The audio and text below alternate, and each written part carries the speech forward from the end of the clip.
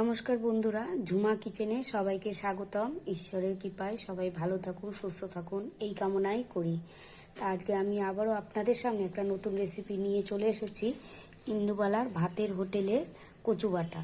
তা কচু বাটা করতে আমার মানকচু তো অবশ্যই লাগবে।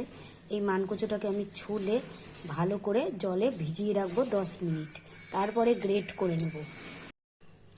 ভিডিওটা প্রথম থেকে শেষ অবধি আপনারা দেখতে থাকবেন আর আমার সঙ্গে থাকবেন। তা চলুন কচুটা কিভাবে আমি ছুলবো সেটা আপনাদের দেখাবো। কচুটা বাটতে আমার নারকেল লাগবে। আমি 3টে কাঁচা লঙ্কা নিয়েছি, আপনারা যেরকম ঝাল খাবেন সেরকম কাঁচা লঙ্কা নিয়ে নেবেন। লাগবে সাদা সর্ষে, কালো সর্ষে। কচুটা আমি ডবল করে ছুলে নেব, মোটা করে। এই দেখুন, মোটা করে ছুলে নিচ্ছি।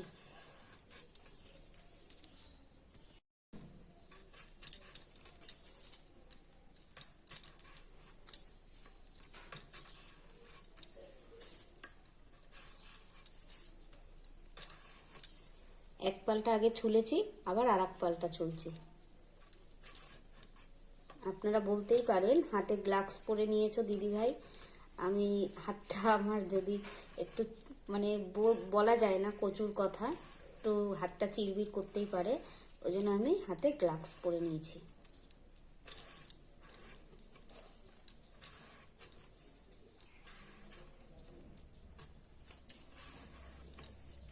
এই দেখুন, ডবল করে কচুটাকে আমি ছুলে নিয়েছি।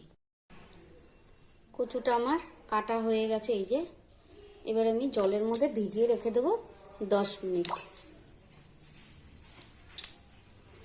তারপরে গ্রেট করে নেব।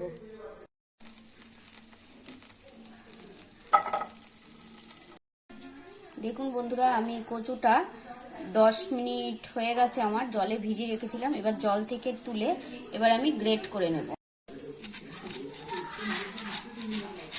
যে আমি এইভাবে গ্রেট করে নেব।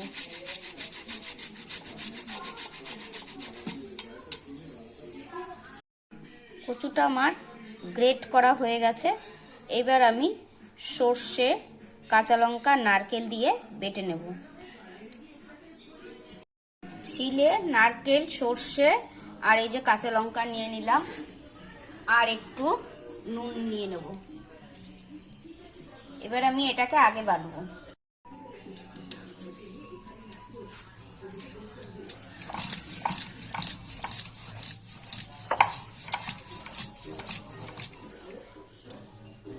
আমার সর্ষে নারকেলটা বাটা হয়ে গেছে। এবার আমি কচুটা নিয়ে নিয়েছি, কচুটাও বেটে নেবো শিলে। গ্রেট করে নিলে বাটতে কষ্ট কম হয়, তাই আমি গ্রেট করে শিলে বাটছি।